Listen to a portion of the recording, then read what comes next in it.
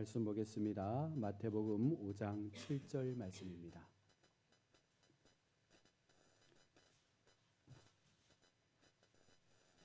마태복음 5장 7절 우리 한 절 말씀을 함께 합독해서 우리 봉독하겠습니다. 함께 읽겠습니다. 긍휼히 여기는 자는 복이 있나니 그들이 긍휼히 여김을 받을 것이며. 아멘. 이 시간 시온 챔버 앙상블 귀한 찬양 하나님 앞에 올려드리겠습니다.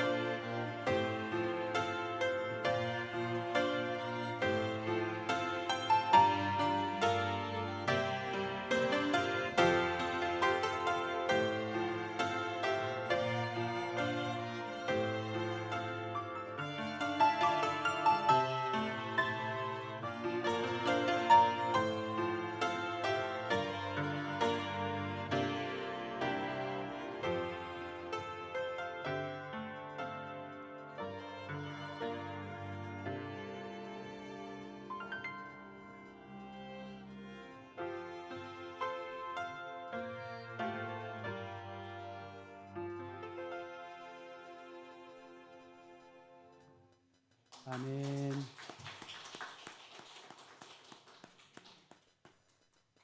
할렐루야.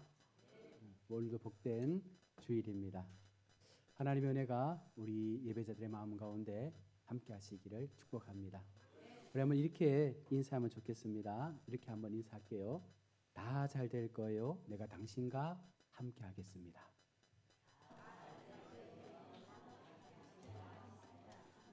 네. 한 번 더 인사하겠습니다. 다 잘 될 거예요. 하나님께서 당신과 함께 하실 겁니다. 네, 네. 네, 남은 한 해 하나님의 은혜로 모든 것들이 다 잘 되리라 믿습니다. 우리가 어떤 상황에 놓인다 할지라도 하나님께서 우리의 모든 순간들을 붙잡아 주시고 심지어 남편도 아내도 내 편이 되어주지 못할 때 하나님은 내 편이 되어주심을 믿고 우리의 믿음의 시간들을 잘 살아가시는 우리 성도들 되시기를 주의 이름으로 축원합니다. 우리 오늘 긍휼히 여기는 자에 대한 말씀을 가지고 우리 계속해서 말씀을 나누겠습니다. 우리 지난 시간 긍휼히 여기는 자가 어떤 사람인가에 대해서 잠시 나누었는데요. 우리 마음 가운데 긍휼을 갖는다는 것은 생각하는 것과 또 마음으로 담는 것과 그리고 나서 그 생각과 마음이 우리의 삶의 모습을 통해서 드러나는 행동까지를 우리가 긍휼히 여기는 자의 삶이라고 그렇게 말씀을 했습니다.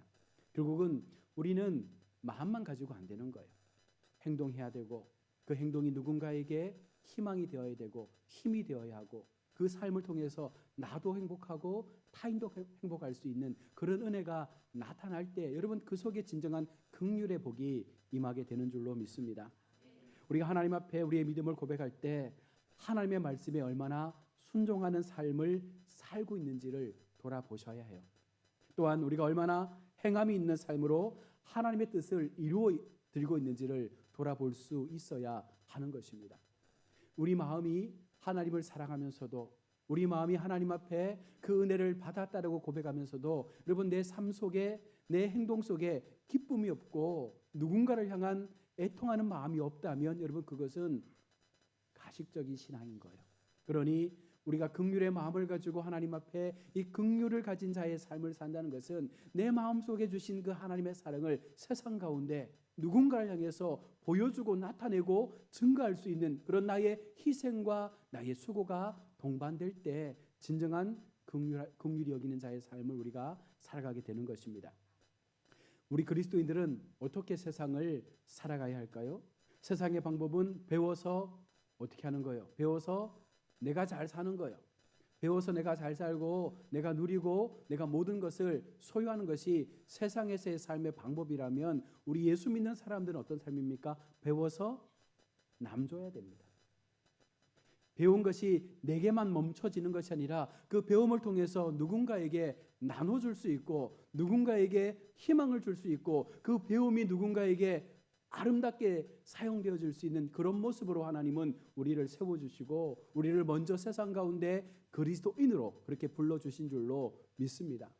그래서 우리는 먼저 믿은 것에 대한 자부심은 바로 이런 자부심이에요. 내가 먼저 믿었기 때문에 내가 먼저 누군가에게 행할 수 있는 삶의 어떤 것들을 하나님께로부터 부여받았다는 것입니다. 그래서 나를 희생할 수 있는 거예요. 예수를 오래 믿은 사람들일수록 더 하나님 앞에 겸손해질 수 있는 이유가 무엇 때문입니까? 내가 할 수 있는 것들을 통해서 누군가를 살려야 되기 때문에 나는 드러나면 안 되는 거예요. 오직 하나님의 영광이 드러나야 되고 하나님의 은혜가 드러나야 되고 하나님의 사랑이 드러나기 위해서는 나는 사라지는 삶을 살 때 여러분 그 속에 진정한 기쁨이 나타나는 것입니다. 그래서 우리는 배워서 남주는 삶을 살기 위해서 부름을 받았다는 것이죠. 자, 그러면 배워서 남주는 삶을 산다는 것, 남을 위해 산다는 것이 어떤 삶일까요? 우리가 어떻게 구체적으로 이런 삶을 살아내야 되겠습니까?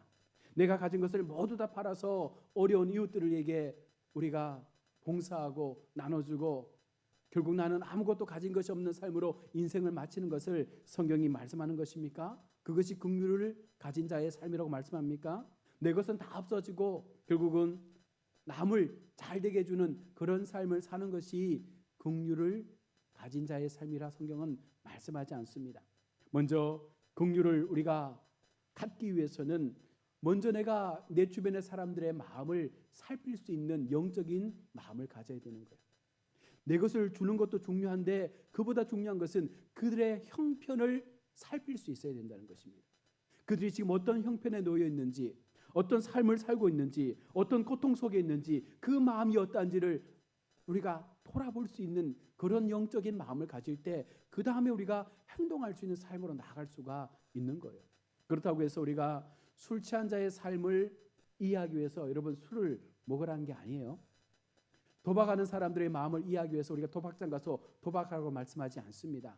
무엇입니까? 영적인 부분이에요. 그들이 얼마나 영적으로 힘들어하고 있는가, 얼마나 그들이 영적으로 하나님을 모른 채 그 죽음의 시간들을 살아가고 있는가, 여러분 이것을 우리가 살펴보아야 한다는 것입니다. 사람들의 가장 근본적인 문제는 하나님을 모르는 데서부터 시작됩니다. 하나님을 알면, 하나님을 바로 알면 그 마음 가운데 나의 실상을 우리는 분명하게 볼 수 있다고 말씀했습니다. 그러나 하나님을 모르게 될 때 우리는 나만을 바라보게 된 인생을 살 수밖에 없는 것입니다. 사람들은 하나님을 모를 뿐만 아니라 이것이 나에게 어떤 결과를 만들어 가는지도 모르는 거예요. 그러니 우리가 날마다 인생을 살아가면서 우리가 사는 세상이 전부인 것처럼 믿는다는 것입니다. 그러나 그것은 아니에요. 이 인생은 잠깐의 인생입니다. 안개와 같다고 말씀했습니다. 우리가 사는 인생 82억, 여러분 잘 살아도 100년인데 그 100년의 삶을 마치고 났을 때 우리에게 다가올 그 100년 이후의 삶이 무엇인가를 알기 위해서는 하나님을 알아야 되는 것입니다. 하나님을 알아야 그 인생 너머에 내가 가야 될 그 인생 너머의 삶이 무엇인지를 알게 되면 우리는 두렵고 떨림으로 지금 나의 시간들을 어떻게 살아야 할지를 분명하게 고백할 수밖에 없는 것입니다.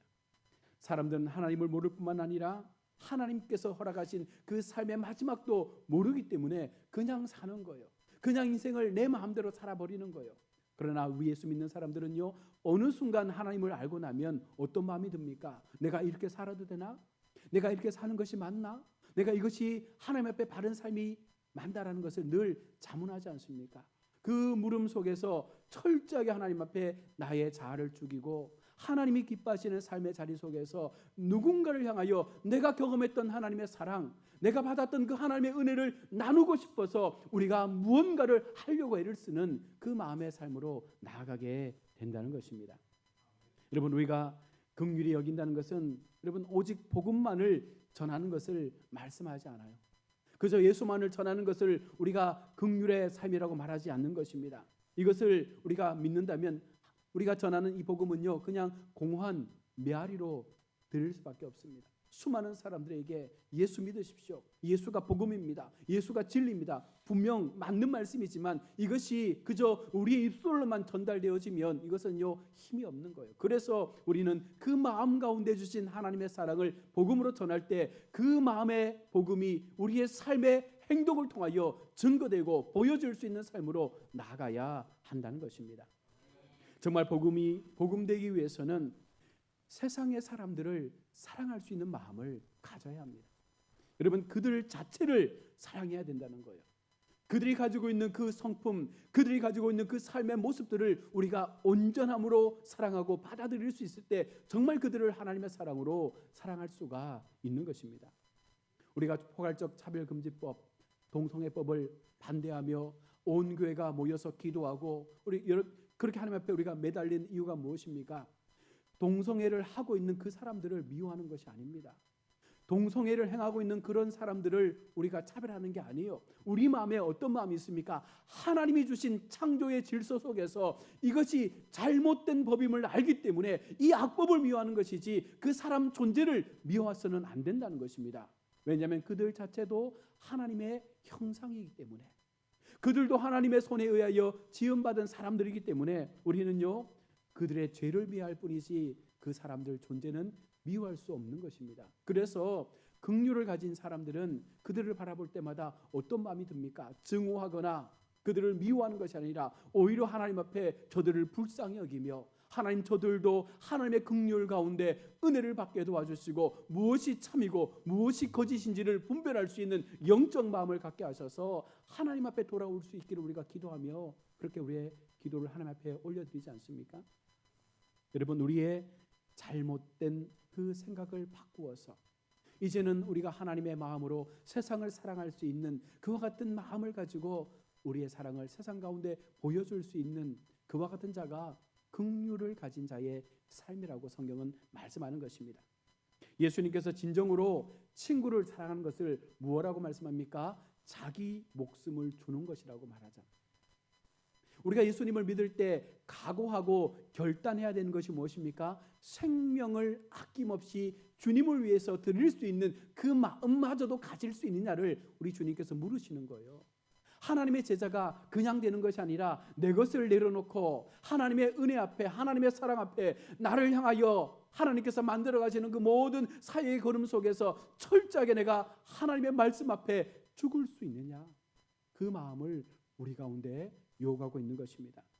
정말 복음이 중요하고 여러분 영혼이 중요한 것이라면 우리는 그것보다 덜 중요한 돈이나 권력이나 세상의 것들을 내려놓을 수 있는 마음을 가질 수 있지 않습니까? 우리가 정말 복음이 중요하고 복음이 가장 우리의 삶의 우선순위라 말하면서도 돈 때문에 바들바들 떨고 권력 앞에서 무너지는 모습을 보이고 진정한 사랑을 우리가 행하는 삶으로 나아가지 못한다면 우리가 말하는 복음은 거짓말이 될 수밖에 없는 거예요. 왜 세상이 교회를 비난하고 왜 세상이 하나님을 비난합니까? 우리가 그렇게 살지 못했기 때문에 그런 거예요. 우리가 바로 살았더라면, 우리가 하나님의 말씀대로만 살았더라면, 우리가 하나님께서 말씀하시는 그 생명의 삶을 위해서, 복음을 위해서 우리의 것들을 포기하고 하나님을 위해서 내어놓을 수 있는 삶을 살았더라면 아마 교회는 훨씬 더 강력한 영향력 속에서 세상을 선도해가는 그런 모습으로 지금 이 땅 가운데 존재하고 있을 것입니다. 우리의 마음이, 우리의 믿음의 삶이 하나님 앞에 여전히 부족함으로 지금 남아있다는 것입니다. 예수님께서는 마태복음 6장 21절에 내 마음이 있는 곳에, 내 보물이 있는 곳에 내 마음이 있다라고 말씀하지 않습니까? 정말 우리가 복음을 사랑하면 우리는 그 복음이 나의 삶의 가장 큰 보물이기 때문에 그것을 붙잡으려고 애를 쓰는 거예요. 그러나 우리의 삶 가운데 복음보다는, 예수 그리스도보다는 내 삶 가운데 물질이 먼저고 권력이 먼저고 내 이름냄이 먼저라면 우리는 그것을 위해서 살려고 애를 쓰지 않겠습니까? 여러분들이 인생을 살아가면서 내가 지금 무언가를 배우고 열심히 무언가를 행하는 그 삶의 모든 목적들이 무엇 때문에 내가 이것을 행하고 있는지를 우리가 분명하게 인식해야 되는 거예요. 오늘 하루 살아갈 때, 이 한 주간 살아갈 때 나는 무엇 때문에 내게 주신 하나님의 믿음의 시간들을 살아가고 있는가? 이것이 진정한 복음으로 인한 나의 삶의 목적이 맞는가? 여러분, 그것이 분명해야지만 이 모든 삶이 하나님 앞에 영광된 삶이 될 수가 있다는 것입니다. 말로만 하나님께 영광, 하나님께 영광, 여러분 그것 아무런 소용없어요. 내 마음이 다르고 내 행동이 다르고 내가 고백하는 모든 그 삶의 고백들이 달라버리면 그것은 하나님 앞에 그저 공허한 소리밖에 되지 않는 것입니다. 하나님 오늘 우리에게 진정한 긍휼의 마음을 갖기를 원하시고 있습니다. 우리는 삶에서 사람을 직업이나 가진 재물에 따라서 태도가 달라지는 모습을 보이지 않습니까? 많이 배운 사람들에게 더 겸손하고 많이 가진 사람에게 더 우리가 머리를 조아리는 이런 모습을 하나님은 원하지 않는 거예요. 돈이나 학벌을 보지 말고 여러분 그들의 영혼을 보셔야 합니다. 그들의 영혼이 죽어 있지 않는지, 그들의 영혼이 하나님으로부터 멀어져 있지 않는지, 여러분 그것을 바라볼 수 있다면 우리는요 정말 그들에게 복음을 전하는 삶을 살아갈 수밖에 없는 거예요. 그들이 알지 못하는 하나님을 전하는 일에 우리의 모든 것들을 다 동원해서 그들을 하나님의 사람으로 이끌기 위해서 더 담대하게 나아가는 것입니다. 아무리 많은 것을 가졌다 할지라도, 아무리 많은 지식을 가졌다 할지라도 여러분 그들이 하나님의 복음 앞에 세워지지 않으면 우리가 훨씬 더 나은 삶을 지금 살고 있는 거예요. 그래서 우리는 더 당당하게 그들 앞에 서서 이것이 참된 진리고 이것이 참된 복음이라고 말할 수 있는 그 같은 은혜를 우리가 소유할 수가 있다는 것입니다. 이것이 예수 믿는 자의 담력이며 이것이 예수 믿는 자가 가질 수 있는 세상에서 당당할 수 있는 하나님의 주신 마음인 줄로 믿습니다. 온 천하를 우리가 소유한다 할지라도 한 영혼을 잃어버리면 모든 것을 잃어버린 거예요. 예수님께서는 한 영혼을 찾기 위해서 그 모든 것들을 투자하는 것처럼 우리가 한 생명을 위해서, 한 영혼을 위해서 긍휼의 마음을 가지고 복음을 위해서 그들 가운데 우리가 무언가를 행할 수 있을 때 우리는 온 천하를 얻는 것보다 더 귀한 한 영혼의 삶을 찾아가게 되는 것입니다. 영혼을 위해서 시간을 투자할 수 있어야 이것이 진정한 긍휼의 삶을 사는 성도의 모습이 되는 것입니다. 여러분 남을 긍휼히 여긴다고 해서 모든 사람이 목사가 되고 선교사가 되고 어떤 복음의 사역을 위해서 쓰임받는 사람이 아니라는 거예요. 우리는요, 작은 거지만 그 작은 필요를 채워줄 수 있는 그와 같은 모습을 통해서 우리 주변의 사람들을 돌아보고 우리 이웃들을 돌아보고 그들의 연약함과 그들의 부족함을 돌아보며 내가 할 수 있는 것을 가지고 그들 가운데 찾아가서 우리의 것들을 하나님의 마음으로 나눌 수 있을 때 이것이 참된 복음의 사도가 된다는 것입니다. 예수님도 병든 자를 치료하시고 굶주린 자들을 먹이셨습니다. 물론 그것이 전부가 아니지만 그 작은 것들을 통하여 더 큰 문제를 주님께 맡기게 되는 놀라운 그 역사들이 일어나지 않습니까? 그래서 우리가 하나님 앞에 복음으로 산다는 것은 한 손에는 복음을 들고 한 손에는 빵을 들고 나가야 되는 거예요. 말씀과 함께 그들이 정말 결핍해 있는 그 부분들을 우리가 채워줄 수 있는 그와 같은 마음을 가지고 우리가 세상 속에 세워지게 될 때 교회는 힘을 얻게 되는 것이고 우리 성도들의 그 희생의 삶을 통해서 하나님의 나라가 확장되는 줄로 믿습니다. 말로만 예수 믿으십시오. 여러분 그것 안 됩니다. 내가 할 수 있는 것들을 다 동원해야 되는 거예요. 내가 할 수 있는 모든 사랑을 다 동원해서 예수의 복음이 전해질 수 있도록 우리는 희생하고 헌신해야 하는 줄로 믿습니다. 다른 사람을 긍휼히 여기는 것은요, 약속과 심판의 내용이 그 속에 아울러 함께 포함되어 있습니다. 그런데 우리는요, 남을 긍휼히 여길 만한 것이 내게 없다라고 생각하잖아요. 그런데 그것은 사실입니다. 우리는 남을 긍휼히 여길 만큼 내 자신이 그렇게 완벽하지 못해요.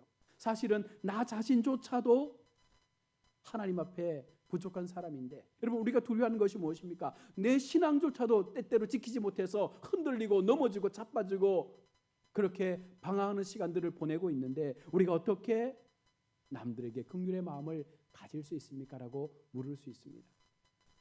믿지 않는 가족들이 조롱하는 것이 바로 이것이죠. 선교하기 전에, 교회에 충성하기 전에 네 방이나 제대로 치워라 말하는 부모님들이 있잖아요.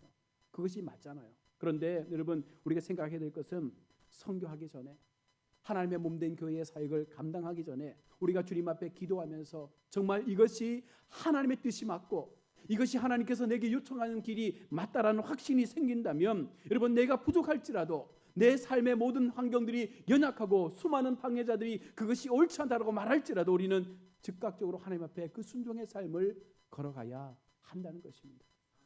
여러분 이것이 바로 선택이고 이것이 바로 주님 앞에 우리의 삶을 내어드릴 수 있는 순종의 모습이 되는 것입니다. 그래서 가족들마저도 맡기고 너의 인생의 환경마저도 하나님 앞에 맡기며 그것이 진정 맞다면 그 길 앞에 즉각적으로 우리가 순종할 때 하나님은 그와 같은 성도들을 통해서 하나님의 나라의 역사를 만들어 가시는 줄로 믿습니다. 예수님이 주신 약속이 무엇입니까? 긍휼히 여기는 자는 바로 긍휼히 여김을 받는 복을 받게 될 것이라 말합니다. 내가 하나님의 사랑으로 누군가를 긍휼히 여김으로 다가설 때 우리 주님께서 나를 그 긍휼의 사랑으로 또한 나를 붙잡아 주시고 나를 지켜주시겠다 말씀하는 거예요. 내가 위로받고 싶을 때, 내가 하나님 앞에 무언가 모든 것을 좌절하며 놓고 싶을 때, 내가 힘이 없어서 모든 절망 가운데 빠져 있을 때, 내가 긍휼의 삶을 살았던 그 하나님의 삶을 통해서 하나님은 그 순간 내게 찾아오셔서 내게 긍휼의 은혜를 부어주시고 내 삶의 연약함과 내 삶의 부족함들을 다시 한번 이렇게 세워주시는 놀라운 하나님의 회복의 은혜를 부어주시겠다 말씀하는 거예요. 그래서 우리가 이 땅에서의 삶을 긍휼의 삶으로 살아가는 것이죠. 내가 사는 것이 아니기에 하나님이 주신 그 믿음의 삶으로 살아갈 때, 그것이 나를 통하여 증거되어질 때 하나님은 그 순간순간 속에 우리를 붙잡고 계신다라는 그 긍휼의 손을 우리 가운데 허락하여 주실 것입니다. 우리가 다른 사람의 어려움을 도와주기 위해서 여러분 기도할 때 하나님의 능력은요 더 강력하고도 풍성하게 나타날 것입니다. 나를 위한 기도가 아닙니다. 누군가를 위한 기도, 한 영혼을 위한 기도, 한 생명을 위한 기도, 그들을 위하여, 그들을 살리기 위하여, 그들을 생명의 복음으로 이끌기 위하여 우리가 눈물로 기도하고 긍휼의 마음을 가지고 엎드릴 때 하나님은요 그 기도 속에 강력한 은혜를 부어주신다는 거예요. 가장 능력 있는 기도가 무엇입니까? 남을 도우려고 하는데 내가 힘이 없는 거예요. 남을 돕고 싶은데 내 능력으로 할 수 없는 거예요. 그럴 때 하나님 앞에 엎드려 기도하면 하나님은요 그 기도 속에 놀라운 능력을 허락해 주시는 것입니다. 이것이 바로 주님의 일을 행하는 사명자의 삶인 것이고, 이것이 주님께서 드러날 수 있는, 주님의 영광을 선포할 수 있는 우리의 삶의 모습인 것이죠. 이렇게 연약한 나를 통해서 이런 하나님의 일들을 감당케 하시는구나. 나는 아무것도 할 수 없었는데, 나는 아무것도 가진 것이 없었는데 하나님께서 이런 나를 세우셔서 이런 놀라운 은혜가 세상 가운데 증거될 수 있도록 누군가를 살려낼 수 있는 은혜 앞에 나를 세워주시는구나. 여러분, 그 마음을 우리 가운데 주셨다면 여러분, 그것이 얼마나 강력한 은혜가 되고 강력한 힘이 되겠습니까? 하나님께서는 그와 같은 사람들의 부르짖음을 결단코 외면하지 않습니다.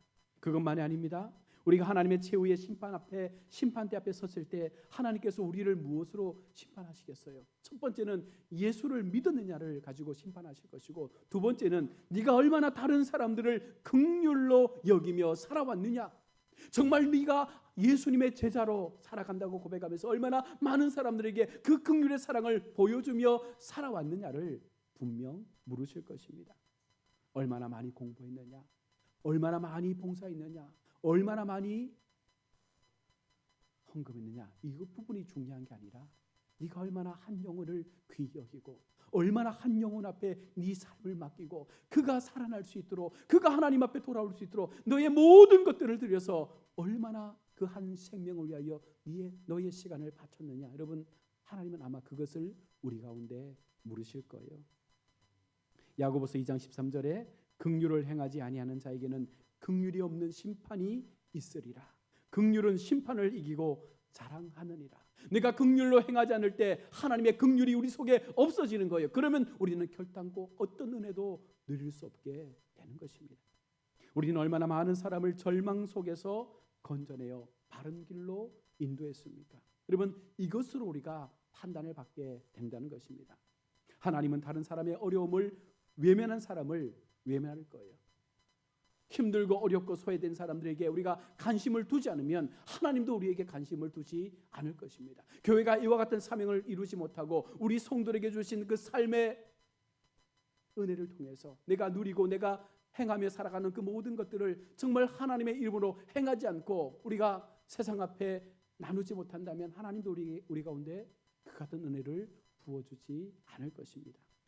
여러분, 우리가 주님 앞에 긍휼히 여김을 받을 수 있는 방법은 우리가 긍휼의 삶을 살아가야 되는 거예요. 한 영혼을 위하여, 한 생명을 위하여, 내 주변에 어렵고 힘든 하나님을 모르는 사람을 위하여 내가 할 수 있는 모든 것들을 동원해서 그들에게 하나님의 이름으로 찾아가고 사랑할 수 있는 그 마음을 우리가 행할 수 있을 때 하나님은 우리를 더욱더 긍휼의 사랑으로 붙잡아 주시고 은혜로 우리를 회복해 주신다라고 약속하고 있는 것입니다. 우리가 세상을 사는 것은 마치 경주를 하는 것과 같습니다. 그것은 얼마나 위대한 사랑을 하며 얼마나 위대한 희생을 했느냐라고 하는 사랑과 희생의 경주예요.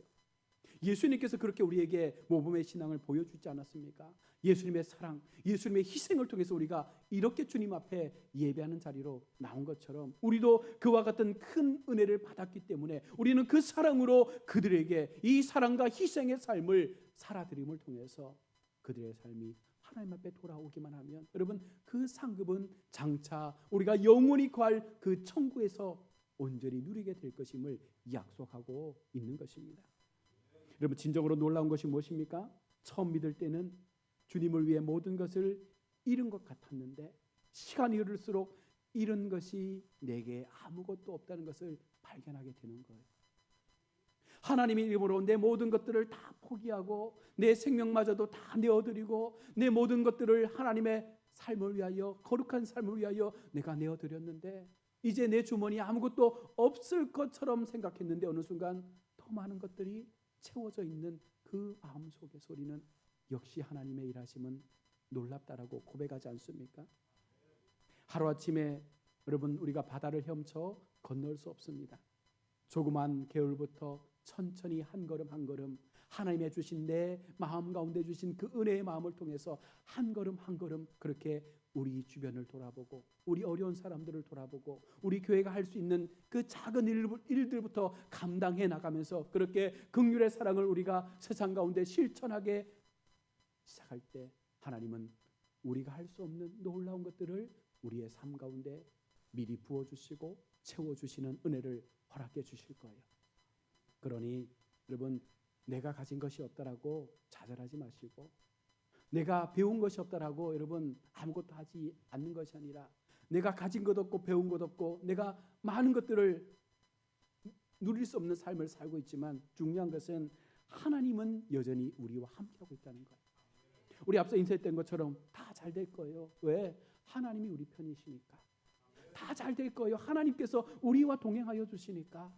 여러분, 힘들고 어려운 영적인 싸움들, 육신의 질병, 영적인 아픔들, 여러분 우리는 할 수 없어요.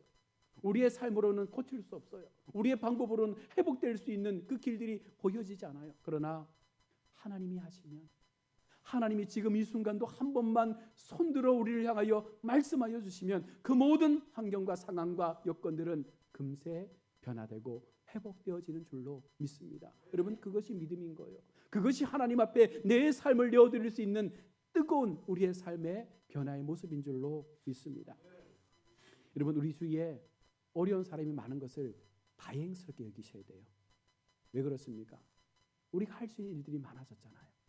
우리가 긍휼의 삶을 가지고 살아갈 수 있는 그 사람들이 많아진 거예요. 우리는 그 마음을 가지고 그들을 찾아가시면 됩니다. 그들을 만나시면 됩니다. 그들의 모든 것을 책임지라는 것이 아닙니다. 내가 할 수 있는 것, 내게 주신 하나님의 그 능력 안에서 우리가 이 일들을 행하면 하나님은요, 그보다 더 큰 능력을 우리 가운데 부어 주신다는 거예요. 예수를 믿어도 여러분 좀 뭐라고 말씀드려야 될까요? 좀 놀라운 경험을 좀 하면서 믿어봅시다.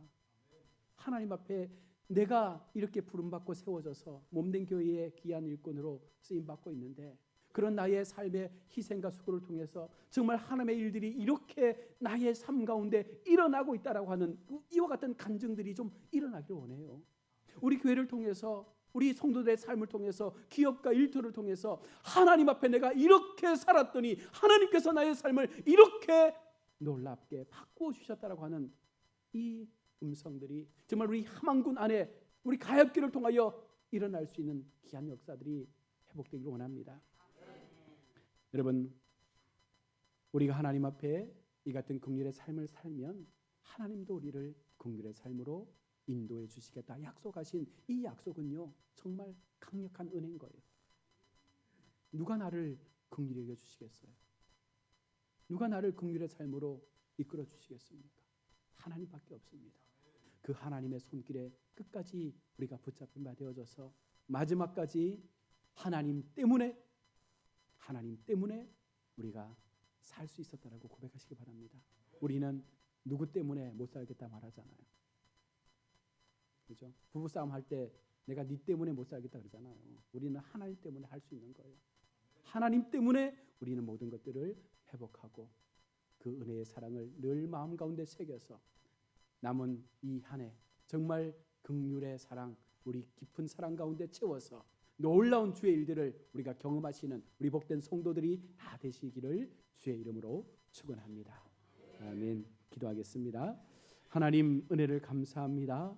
오늘도 하나님 주신 말씀 우리의 마음에 새기며 진실로 우리가 긍휼을 가진 자의 삶을 가지고 세상을 살아가면 하나님께서 우리를 긍휼의 삶으로 지켜주시고 인도해 주시겠다 약속하고 있습니다. 우리는 하나님 앞에 세워진 믿음의 사람들입니다. 마지막까지 이 사랑에서 멀어지지 않게 도와주시고 끝까지 하나님의 사랑을 증거하고 나타내는 삶을 통하여 많은 사람들을 하나님의 옳은 길로, 거룩한 생명의 길로 인도할 수 있는 우리의 희생의 삶 되게 하여 주옵소서.